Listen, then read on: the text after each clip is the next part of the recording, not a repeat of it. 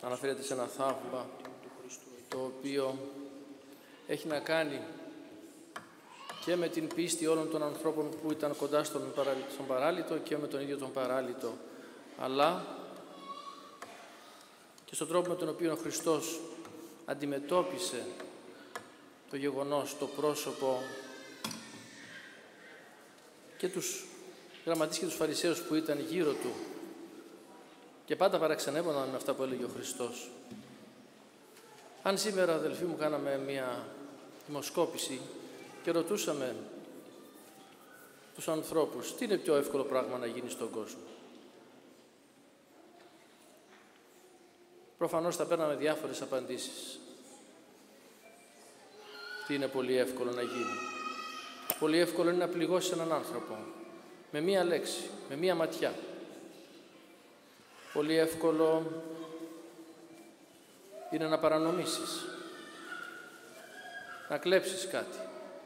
Πολύ εύκολο είναι να θελήσεις να διαφορήσεις για κάποιον και να πεις εγώ τώρα θέλω να κάνω τα δικά μου και δεν με νοιάζει αν έχεις εσύ κάποια ανάγκη. Πολύ εύκολο είναι να θυμώσει κανείς. Μέσα σε μερικά δευτερόλεπτα μπορεί να αλλάξουν τα πάντα από το θυμό του. Πολύ εύκολο είναι ακόμα και να καταστραφούν άνθρωποι, ακόμα και ο κόσμος ολόκληρος, αν κάποιος κάνει ένα λάθος στους κωδικούς των πυρηνικών όπλων, εσκεμμένο ή όχι. Τόσα πολλά και πολύ εύκολα πράγματα. Όμως σήμερα ο Χριστός μας λέει ότι ένα και μόνο είναι το πιο εύκολο πράγμα στον κόσμο. Το ξεκαθάρισε ο Κύριος μας. Το πιο εύκολο και το πιο αυτονόητο για μένα είναι να σας κάνω καινούριους ανθρώπους. Να σας συγχωρήσω, να σας εξαλείψω τις αμαρτίες, να σας αποκαταστήσω όπως πραγματικά ο Θεός θέλει για σας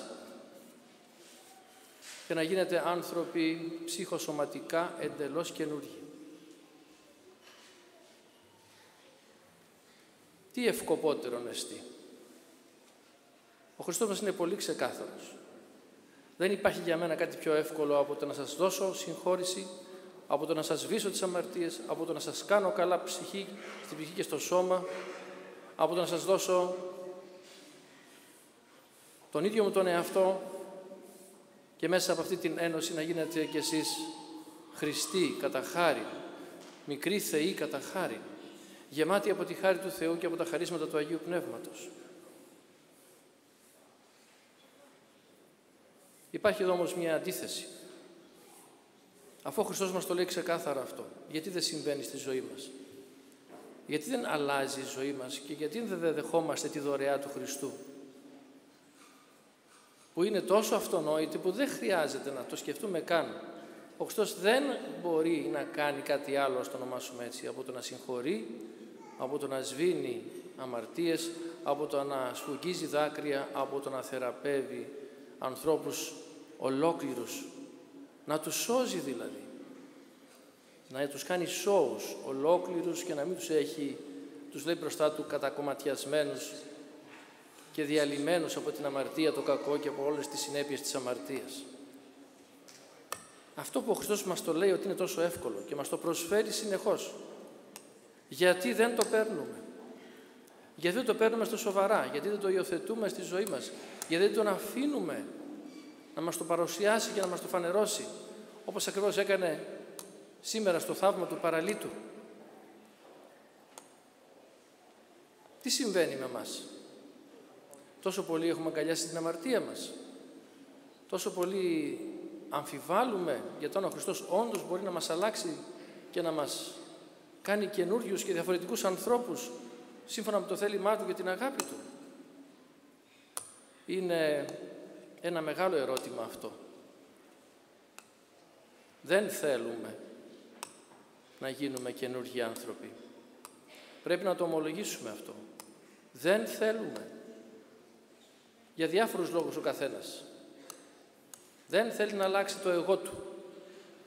Δεν θέλει να διαφοροποιήσει τα δεδομένα του. Δεν θέλει να παραιτηθεί από αυτά τα οποία έχει και νομίζει ότι έχει σαν δικαιώματα και σαν δυνάμεις. Ακόμα και όταν αντιλαμβανόμαστε ότι κάνουμε τόσα πολλά λάθη και οι αμαρτίες μας στην κυριολεξία μας κατακλείζουν την ψυχή και το σώμα, γιατί πολλές φορές οι ασθένειές μας είναι αυτό που διηγείται η ψυχή μας, αυτό που διηγείται η πληγωμένη ψυχή μας, που βγαίνει στο σώμα μας. Γιατί λέμε όχι σε αυτή την προσφορά του Χριστού? Και μάλιστα είναι φορές που ενώ αντιλαμβανόμαστε αυτή την κατάσταση, δεν θα πάμε παραπέρα. Δεν θα κλάψουμε, δεν θα μετανοήσουμε πραγματικά, δεν θα εξομολογηθούμε, δεν θα ζητήσουμε την άφεση των αμαρτιών και τη θεραπεία, την ολοκληρωτική θεραπεία που μας προσφέρει ο Χριστός. Δεν θα το κάνουμε. Και αν το κάνουμε, θα το κάνουμε με κάποια κρατούμενα, βάζοντας και κάποια φρένα, όχι με ολόκληρη την καρδιά μας, όχι με τη διάθεση ότι μετά από την εξομολόγηση, μετά από την προσευχή, μετά από την μετάνοια, θα έρθει ο Χριστός και θα πει «Σήκω, πάρε τα σμπαράλια σου, πως τα ξανακάνω εγώ καινούρια και προχώρα. Προχώρα στην πορεία της ζωής σου, μη φοβάσαι τίποτα. Κανένα κακό και καμία αμαρτία δεν μπορεί να σε αλλάξει και να σε κάνει έτσι που να μην είσαι αυτός που πραγματικά θέλω εγώ να είσαι και που σε κάνω εγώ να είσαι. Δώσε στον εαυτό σου αυτήν την ευκαιρία, λέει ο Χριστός. Σου προσφέρω θεραπεία, αλλαγή, νόημα ζωής, ποιότητα ζωής, αληθινή αγάπη, αληθινή σχέση ζωής, εγκατάλειψη του κακού σου εαυτού, σου τα προσφέρω όλα δωρεάν. Και εμείς προτιμάμε μερικές φορές να λέμε εντάξει τώρα τι έγινε. Να αυτοσυγχωρούμαστε δηλαδή. Δεν έγινε και τίποτα, εντάξει, συμβαίνουν αυτά. Και άμα συμβαίνουν και πολλά χρόνια, τα έχουμε συνηθίσει και δεν αλλάζει τίποτα στην κυριολεξία, γινόμαστε πέτρα. Και ο Άγιος Γρηγόριος ο Παλαμάς που σήμερα γιορτάζει, αλλά και ο Απόστολος Παύλος στο Αποστολικό Ανάγνωσμα μας λέει ακριβώς αυτό. Μην διανοηθείτε, αδελφοί μου, να αμελήσετε αυτή τη φοβερή σωτηρία που σας χάρισε ο Χριστός. Και αυτή η σωτηρία είναι όλο το είναι σας και όλη η μεταμόρφωση του είναι σας. Και ο Άγιος Γρηγόριος ο Παλαμάς λέει βλέπουμε το Θεό και ζούμε το Θεό και με το σώμα μας και με την ψυχή μας. Το άκτιστο φως, λέει, το βλέπουμε όχι με το νου μας γενικά και αόριστα, όπως έλεγε ο Βαρλάμ, όχι μέσα από κάποια διαδικασία ιδέας και διανοητικής σκέψης, αλλά με όλο μας το είναι και με τις σωματικές μας αισθήσεις. Βλέπουμε τον Χριστό, βλέπουμε τους Αγίους, βλέπουμε την Παναγία μας, βλέπουμε τον καινούριο κόσμο της Βασιλείας του Θεού στο πρόσωπό Του και φωνάζουμε «Κύριε Ιησού Χριστέ, ελέησον με των αμαρτωλών». Τότε καθιερώθηκε πολύ έντονα αυτή η προσευχή και κρατάει μέχρι σήμερα. Και η άλλη προσευχή του Αγίου Γρηγορίου «Κύριε Ιησού Χριστέ, φώτισόν μου το σκότος, το σκοτάδι μέσα μου, εσύ θα έρθεις και θα το φωτίσεις και όταν θα έρθεις εσύ και θα το φωτίσεις όλα θα διαλυθούν». Πόση αξία και δύναμη μπορεί να έχει το σκοτάδι όταν φανερώνεται το φως. Άρα λοιπόν, αδελφοί μου, η μεγάλη αυτή μέρα, δεύτερη Ορθοδοξία ονομάζεται από κάποιους πατέρες, της δεύτερης Κυριακής των Ιστιών, μας μαθαίνει ένα και μόνο πράγμα.